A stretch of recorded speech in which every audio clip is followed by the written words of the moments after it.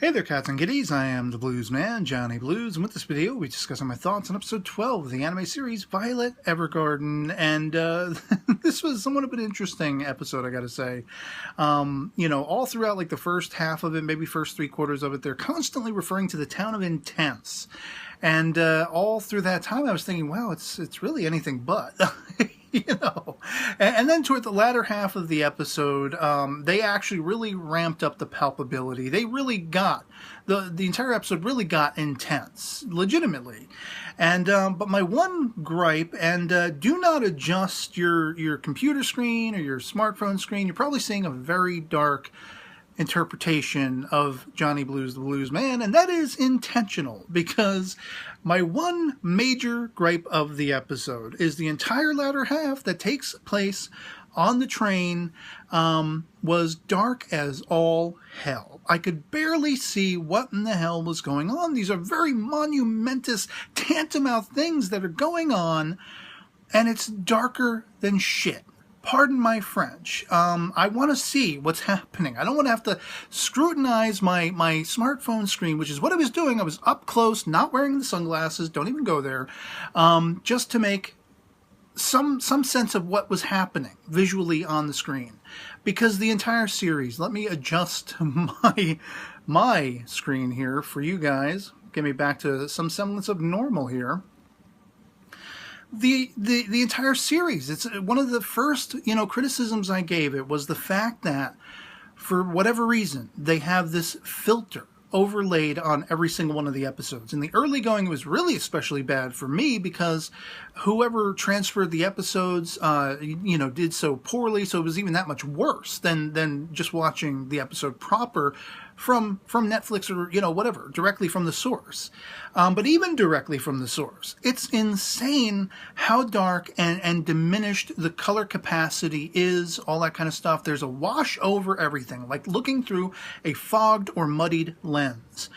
And this episode is no exception. And then toward the end, it gets laughably horrible.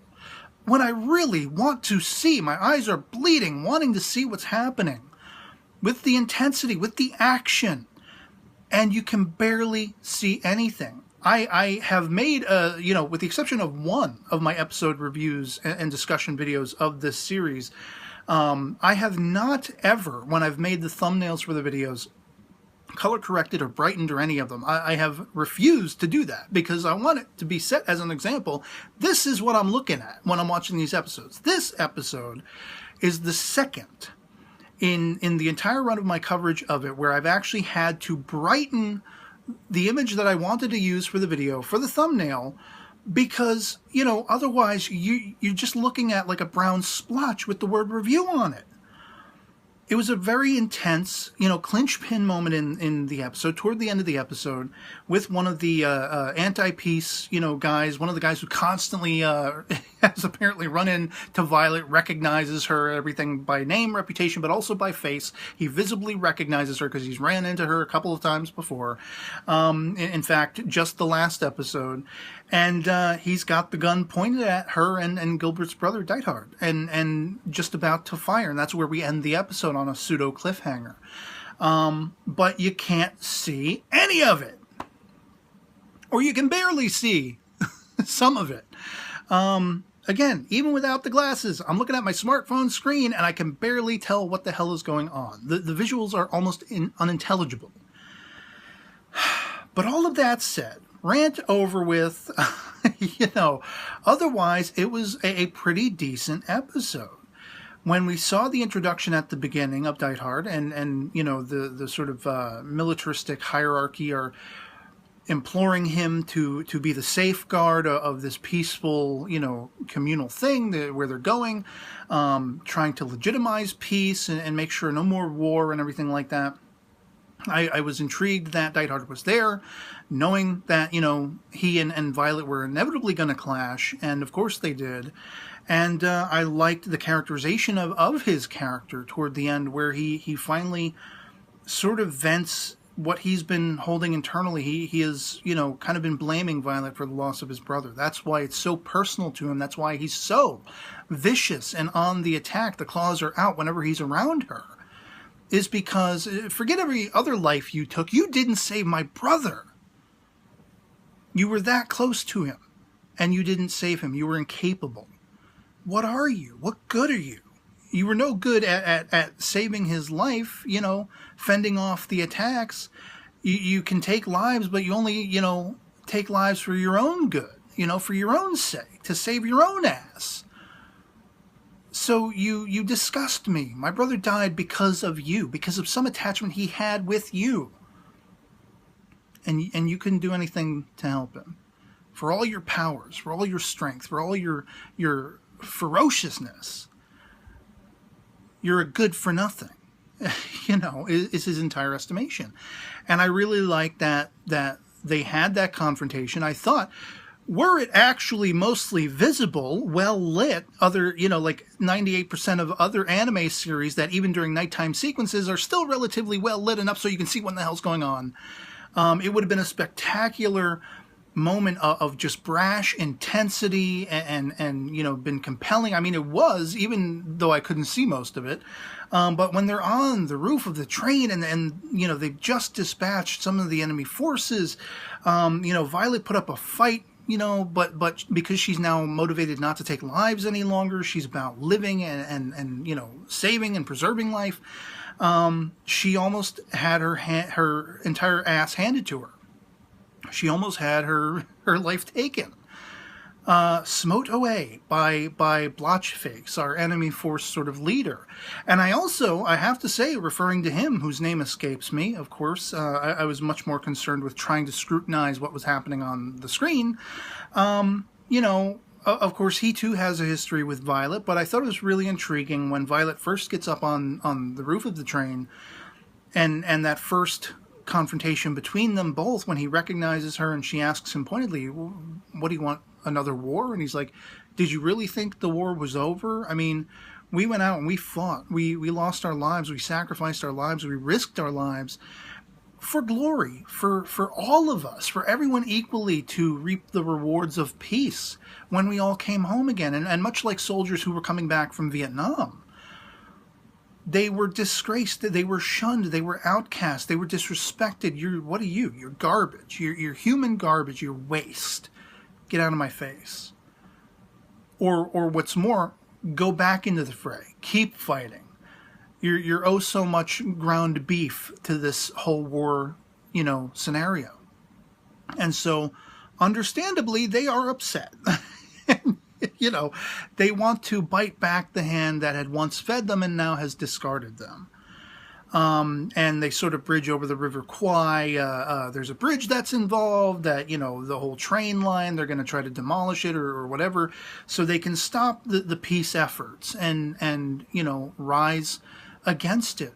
All of these people who turn their backs on them and such like that. So it was really compelling to get in the mind of our pseudo antagonists, our adversaries, like that.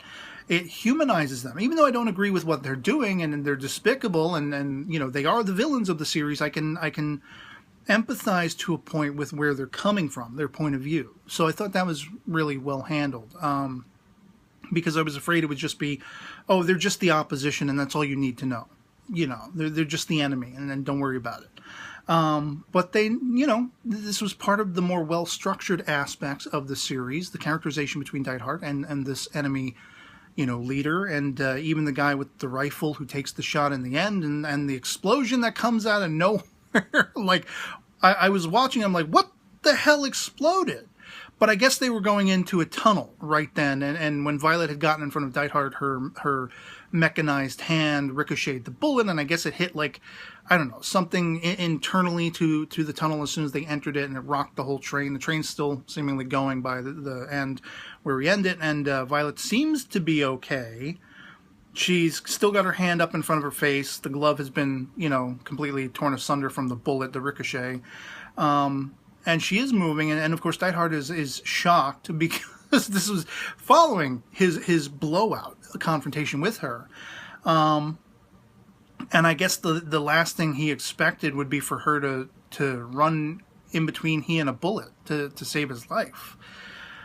But she did, and I like that we're seeing a very human version of Violet finally. with all the frailties and the misgivings and the fears and the concerns and the compassion and humanity that is sometimes lacking in the vast majority of us all, but her dedication now to not wanting to take lives any longer, being able to put a stamp on the bottle, what that amounts to when she's taken lives. These are, fathers, brothers, sons that aren't going to return home, husbands, whatever like that, boyfriends. I mean, someone took that from me. I'm not going to take that from someone else, even if our ideologies clash, even if we're coming from two different ends of the spectrum and war is on. I would prefer to celebrate and preserve life. And that is fantastic. It's about damn time. Arguably she sort of evolved to that point in the last few episodes, but I like seeing how determined she is. It's not just, she's sort of quietly soliloquy-esque thinking internally to herself, this is the way I'm going to be. Now it's actually on display, and she almost risked her own life. She almost died because of this change in how she now views the world. And what's more, to see actions rather than words, where she stepped in between the gun and Neidhart, and she saved his life. She was also wounded by one of the swords, like I think Blotchface had, again, the guy's name escapes me, had slashed her back, and I was like, oh crap. There's still 2 episodes left. Are they going to kill her? I thought for a minute maybe they will. Maybe for the dramatic punch they'll kill her, and it'll be the surrounding characters who are dealing with that for the last couple episodes. And I got to say, going into this one, the whole idea of the anti-peace army or the little faction, that they're dealing with, the very sort of earliest few seconds into the episode, I was like, oh, jeez. So we're getting away from the really, momentous characterization of Violet and the depth of that characterization and the pathos and all that stuff. I was like, they're going to, we're just sort of going aside. We're spinning off to an aside about this army and we're going to probably see her battle and whatever.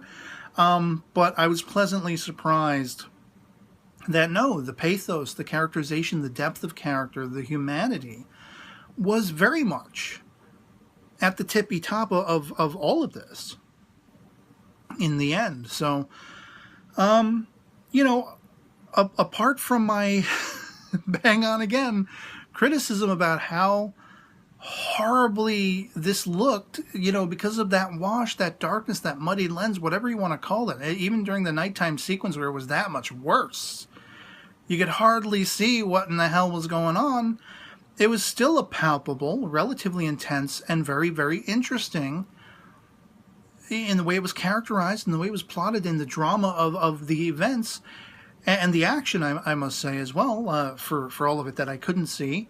It was a pretty decent episode. It was actually a really good episode, I think, of this series. Par for the course as having all the same failings visually and everything like that, as I continue to repeat. But I just, it's because it's so damn outstandingly noticeable. It's when you're invested in what's going on and you want to see what's going on, and then suddenly the screen is pitch black practically.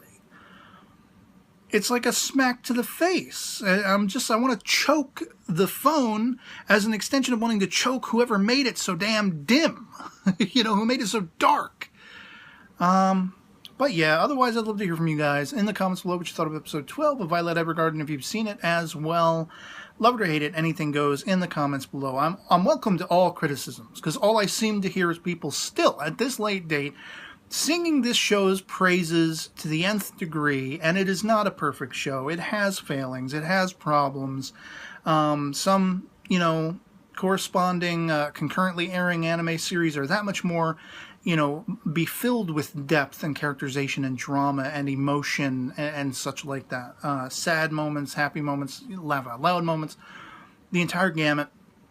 This series has them, but it's not a well-oiled machine. I guess like Violet, it is a machine imperfect, or a human imperfect.